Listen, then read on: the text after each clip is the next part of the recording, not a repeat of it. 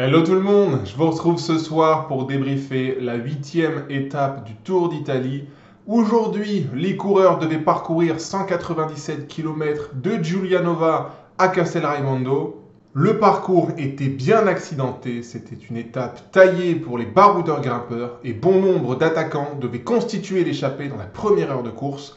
Côté général, ce devait être le statu quo. Les coureurs sont partis peu avant 13 h et la bagarre pour intégrer l'échappée va être féroce. Le bon coup va mettre énormément de temps à partir et plusieurs mouvements de course vont échouer avant que la bonne échappée se dessine après 90 km de course à bloc. C'est au pied de Sassotetto, la grosse ascension de la journée, que le bon coup prend le large vis-à-vis du peloton. 20 coureurs sont alors à l'avant. On y retrouve notamment Romain Bardet, Lorenzo Fortunato, Wilco Kelderman ou encore Georg Steinhauser. Tandis qu'à l'arrière, c'est Red Bull qui fait le tempo. Dans l'ascension de Sassotetto, le groupe d'échappés s'amaigrit à peine. On perd simplement Mattia Baïs de Polti et Rémi Rochas de Groupama. Au sommet, ce sont Romain Bardet et Lorenzo Fortunato qui se disputent les points de la montagne. Le petit Italien passe devant le Français et les 18 échappés ont désormais une avance très confortable de 5 minutes sur un peloton qui a besoin de souffler. Info très intéressante à ce moment-là de la course, Fortunato, justement, le porteur du maillot de meilleur grimpeur, est virtuellement maillot rose puisqu'il était ce matin au départ 25e à 2,57 de Primož Roglič. Après la descente de Sassotetto, reste 77 km à parcourir. Commencent alors les premiers mouvements en tête de course. 7 coureurs se détachent à 65 km de la ligne. Kelderman de Bisma, Steinhauser d'IF, Luc Plapp de Jayco, Diego Ulissi d'Astana, Igor Arrieta d'UAE, Andrea Vendrame de Decathlon et Romain Bardet de Picnic. Le groupe de chasse derrière s'enterre un peu et à 60 km de la ligne, le contre pointe à 1 minute 10 du groupe de tête. Dernière chance pour les gars en compte qui espèrent encore gagner l'étape, ce sera dans l'ascension de Montelago dont le pied est à 50 km de l'arrivée, même si la course semble déjà perdue pour la dizaine de bonhommes en chasse. Au pied de Montelago, Ulissi et Kelderman se font la malle et abordent l'ascension avec 20 secondes d'avance sur Bardet, Steinhauser, Arrieta, Vendrame et Plapp. Le contre est à 1 minute 20 et le peloton à plus de 5 minutes. Le groupe de tête et le groupe de contre explosent alors dans Montelago. Kelderman et Ulissi voient le retour d'Igor Arrieta et Luc Plapp, qui courent vraiment bien d'ailleurs, j'y reviendrai dans le débrief. Georg Steinhauser reste lui bloqué à 200 mètres. Bardet et Vendrame ont disparu. Dans le contre, Fortunato et Prudhomme s'envolent et dans le peloton, Bahrain vient rouler parce que... Ouais, je sais pas, parce que Bahrain défend peut-être la place de Tiberi au général.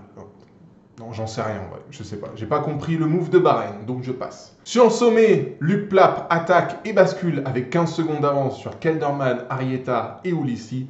Steinhauser est à 30 secondes. Vendrame, Prudhomme, Fortunato et Bardet passent à 1,30.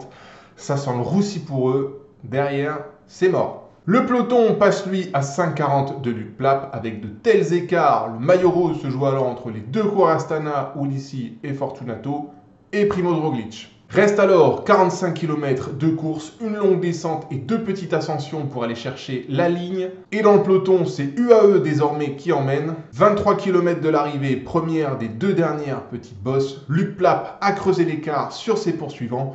Ulissi, Arrieta et Kelderman sont à 1,10, Steinhauser à 1,30, Bardet, Prudhomme, Vendrame et Fortunato à 2 minutes. Ça sent vraiment bon pour l'Australien. Côté maillot rose, la balance penche du côté de Lorenzo Fortunato. Au sommet de Castel Santa Maria, Arrieta se débarrasse de Kelderman et Ulissi alors que Steinhauser voit le retour du groupe Bardet, Vendrame, Prudhomme. À 12 km de la ligne, dernière bosse du parcours, sauf accident, c'est gagné pour Luc Plapp, d'autant qu'Arrieta voit le retour d'Ulissi et Kelderman.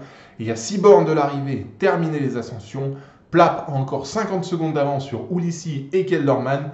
Ulissi est alors virtuellement maillot rose du Giro. Le vétéran italien est transcendé et appuie fort sur les pédales. Arrieta, au 3e échelon, finit en carafe, épuisé par ses efforts répétés. Le groupe Fortunato, Bardet, Prudhomme, Vendrame pointe toujours à 2 minutes. Le peloton passe aux 6 bornes sous la barre des 5 minutes après l'attaque de Tom Pidcock. Attaque incisive mais sans conséquence pour les gars du général. Désormais, ça ne bougera plus jusqu'à la ligne. Luc Plapp s'impose sur cette 8e étape. Je reviens juste après sur la performance physique et intelligente de l'Australien.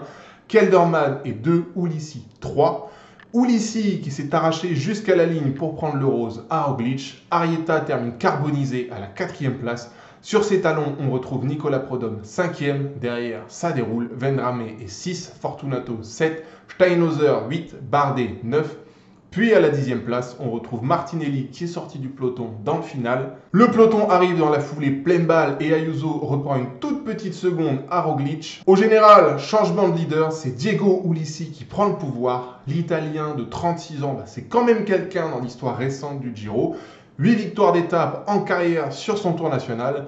Et pourtant, c'est son tout premier Maglia Rosa et c'est plus que mérité au vu de l'ensemble de la carrière de Diego Ulissi. Son coéquipier, Lorenzo Fortunato, remonte à la 2e place du général. Derrière, c'est statu quo en dehors de la petite seconde grattée dans l'emballage final par Ayuso. Bien, le débrief. Je vais rendre hommage au vainqueur du jour, Luc Plapp, qui a aujourd'hui remporté sa première victoire en carrière sur le sol européen.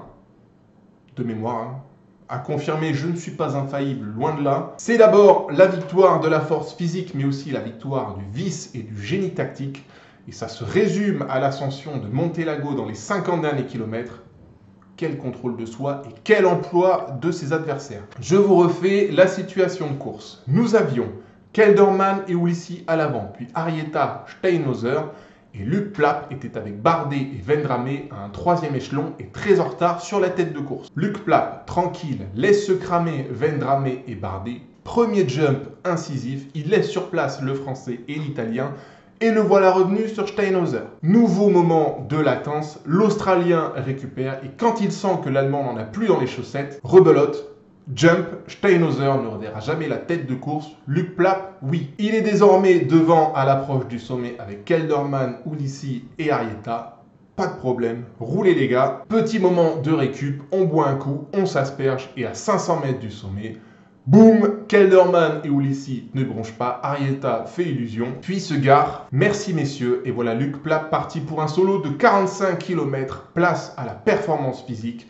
Ça a été d'abord le plus intelligent et le plus économe, puis ça a été clairement le plus fort physiquement dans le final de cette 8e étape.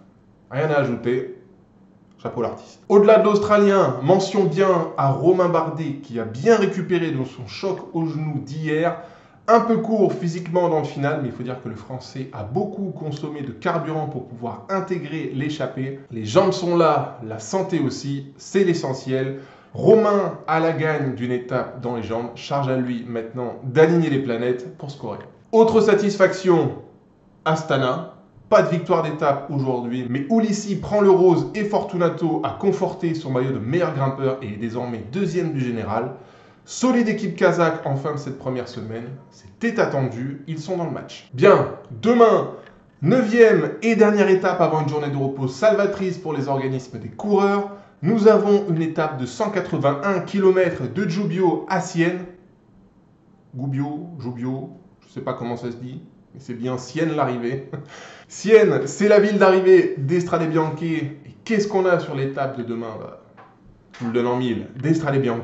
5 secteurs à parcourir dans les 70 derniers kilomètres. Les 3 premiers sont bien longs. Inévitablement, des favoris du général vont perdre du temps sur cette étape. Ça va être le bazar, d'autant que de petites averses sont annoncées en cours d'étape. Je croise les doigts pour qu'il n'y ait pas d'accident, mais c'est une étape piégeuse et à haut risque. Qui, pour se jouer la gagne demain? Difficile à dire. Il n'y a pas un gars qui joue le général qui s'est montré très à l'aise par le passé sur ce genre de parcours.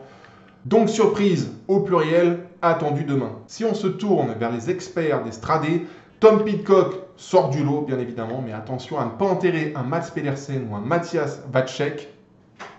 Matthias Vacek, histoire de me rattraper de mon prono foireux du jour. L'échappée aura également son mot à dire, à condition bien sûr qu'elle soit fournie, mais ça je ne me fais pas de soucis. Aujourd'hui aura marqué la première victoire d'étape d'une échappée sur ce Giro, victoire qui en appellera d'autres et peut-être dès demain. À suivre. Quoi qu'il en soit, ce sera spectaculaire. Je vous retrouve demain pour débriefer cette étape de tous les dangers. Bonne soirée, prenez soin de vous. Bye bye.